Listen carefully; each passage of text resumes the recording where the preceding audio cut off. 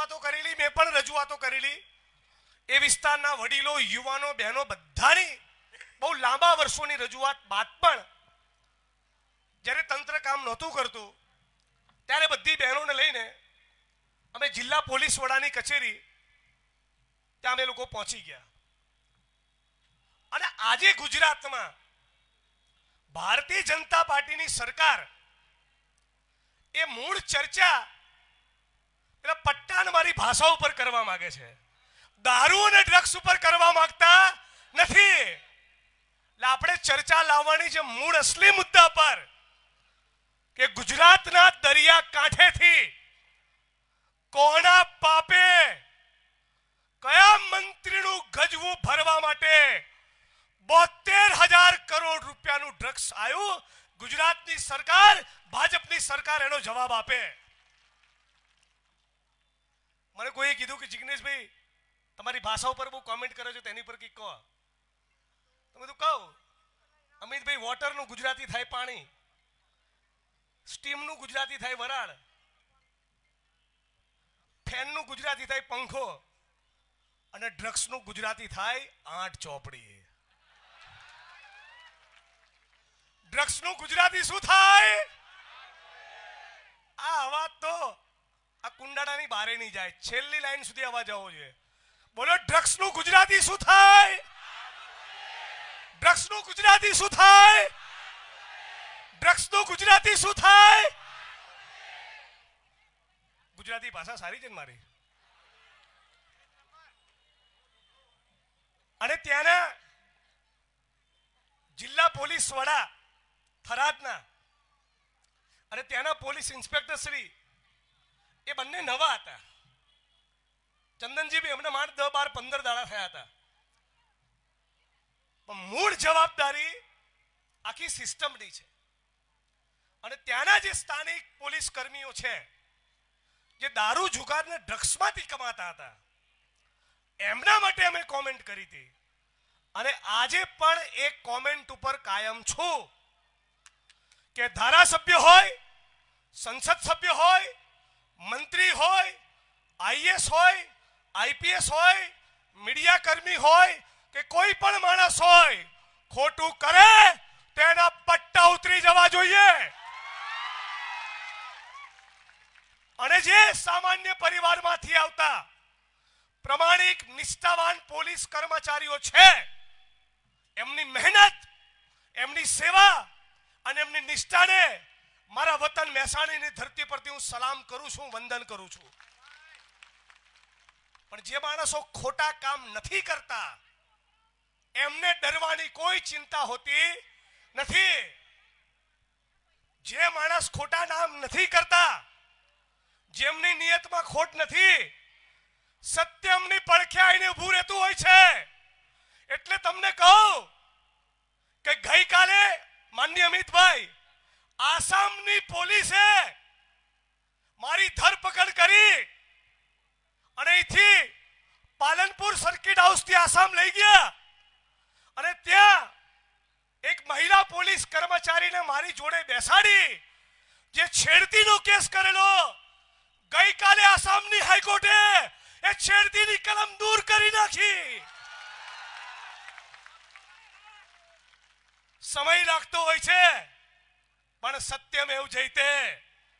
અને યાદ કરાવું, 2 દિવસ પહેલા મુંબઈ હતો ત્યારે ગુજરાત પોલીસના એક કર્મચારી મિત્રએ કીધું કે જિગ્નેશભાઈ, ફરી એકવાર આ ગુજરાતની સરકાર કોઈક મહિલાનો ઉપયોગ કરીને તમારી સામે કેસ કરવા માંગે છે.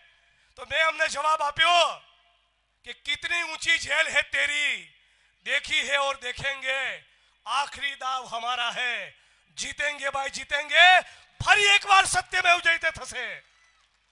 આજે ગુજરાતની અંદર હર્ષ સંઘવી અને રાજ્યના મુખ્યમંત્રીને સમગ્ર ગુજરાતની જનતા વતી અમે એક પડકાર ફેંકવા માંગીએ છીએ કે તમને જ આવ 100 દિવસ આપ્યા. આ 100 દિવસની અંદર ગુજરાતના એક પણ જિલ્લાના એક પણ તાલુકામાં દારૂનો અડ્ડો ના ચાલતો હોય, જુગારનો અડ્ડો ના ચાલતો હોય, એક પણ કુટણખાનું ના ચાલતો જગ્યાએ ડ્રગ્સ ના મળે આવું તમે ગુજરાત કરીને બતાવો, અમે તમને ચેલેન્જ આપીએ છીએ. આપણા ગુજરાતની અંદર ગાંધી અને સરદારના ગુજરાતમાં, ઇન્દુલાલ યાજ્ઞિક અને રવિશંકર મહારાજના ગુજરાતની અંદર તમે જુઓ, મહેસાણાની અંદર ડ્રગ્સ આવી ગયું, અમારા પાલનપુરમાં ડ્રગ્સ આવી ગયું, આખા ગુજરાતમાં આવી ગયું. આખા ગુજરાતની અંદર દરિયાકાંઠે 72,000 કરોડનું ડ્રગ્સ પકડાયું. તો સવાલ પૂછવો કે નહીં કે આ ડ્રગ્સ આવે છે ક્યાંથી, કોણ એને મંગાવે છે, કોણ એના સપ્લાયર, કોણ એના ડિસ્ટ્રીબ્યુટર અને કોણ એના ખરીદનારા? આ સવાલ ગુજરાતી તરીકે આપણે પૂછવાનો કે નહીં? પૂછવાનો કે નહીં? ડ્રગ્સ મુક્ત ગુજરાત બનાવવું છે કે નહીં? આટલી મોટી સંખ્યામાં ઉપસ્થિત મારી બહેનોને ખાસ કહું છું, પોલીસના મિત્રોને પણ ખાસ કહું છું, તમામ રાજકીય પક્ષના માણસોને કહું છું, દારૂની લત એ કદાચ છૂટી જશે, પણ એકવાર તમારો દીકરો કે દીકરી એ ડ્રગ્સની ચુંગાલમાં ફસાયા એટલે તમારે કાયમ માટે એ તમારા દીકરા અને દીકરીની ચોકડી મારી દેવાની. તમારું સત્યાનાશ નક્કી છે જો કોઈ ડ્રગ્સની ચુંગાલમાં ફસાયો તો. આજે મારી બહેનો અને માતાઓ એવા ખતરનાક ડ્રગ્સ આવી ગયા છે કે સોમ, મંગળ, બુધ ને ગુરુ 4 દિવસ કોઈ લે ને અને 5મા દિવસે એવી તલબ લાગે કે જો એ યુવાન કે યુવતીને ડ્રગ્સ ના મળે ને તો પોતાના ઘરમાંથી ચોરી કરતા થયા છે. તમે પોલીસના સારા મિત્રોને પૂછજો, જે પ્રમાણિકતા અને ઈમાનદારીથી કામ કરે છે, તમને અંદરની વાત કહેશે. પોતાની માના ગળાનો દોરો છૂટવીને એ ડ્રગ્સ લેવા જાય છે. જ્ઞાની બેન ઉપસ્થિત છે, પૂછી લો, સુઈગામમાં, થરાદમાં, ભાભરમાં, વાવમાં આ ભારતીય જનતા પાર્ટીના પાપે જે લોકોએ ડ્રગ્સના રવાડે ચડ્યા અને પછી અચાનક કોઈ કારણસર ડ્રગ્સનો સપ્લાય બંધ થયો, ના મળ્યો, એવા માણસોએ એવી તલબ લાગી કે ત્યાંની નર્મદાની કેનાલોમાં જઈને ઝંપલાવી અને આત્મવિલોપન કરી લીધો છે. કોરોનાના સમયમાં જે લોકોને ડ્રગ્સ નહોતું મળતું એવા સેંકડો લોકોએ ગળે ફાંસો ખાઈ લીધો. આપણે ગુજરાતને આવું બનાવવું છે? આના માટે ભગતસિંહે બલિદાન આપ્યું, આના માટે મૌલાના આઝાદ 8 વર્ષ જેલમાં રહ્યા, આના માટે પંડિત જવાહરલાલ નહેરુ 10-12 વર્ષ જેલમાં રહ્યા, કારાવાસ ભોગવ્યો. આ ભારત ભૂમિ અંગ્રેજોની ગુલામીમાંથી અચાનક એક દિવસ આઝાદ નથી થઈ.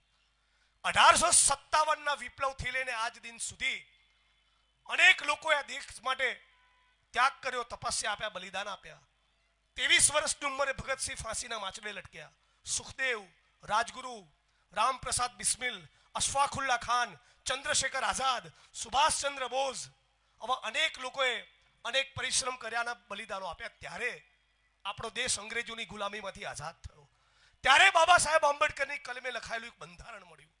તમને કલ્પના કરો, આજે જો બંધારણનું શાસન હોય તો ગુજરાતની અંદર 33 જિલ્લા અને 250 તાલુકામાં દારૂ જુગારના અડ્ડા ચાલુ હોય. તમે કોનો વિકાસ કર્યો? દારૂડિયાઓ અને બુટલેગરોનો. ડ્રગના કાળા કારોબારમાંથી કમાનારા માણસો, યાદ રાખજો, જે ઓફિસરો ડ્રગ્સના ધંધામાંથી કમાય છે ને એમના ઘરમાં પણ ડ્રગ્સ આવશે. તમારા દીકરા દીકરીઓ જ્યારે ડ્રગ્સની લતે ચડશે અને ત્યારે તમને ખબર પડશે કે તમે બીજાના દીકરાઓનું નખો દ્વારતા હતા, ત્યારે તમને ખબર પડશે કે ડ્રગ્સ શું વસ્તુ છે.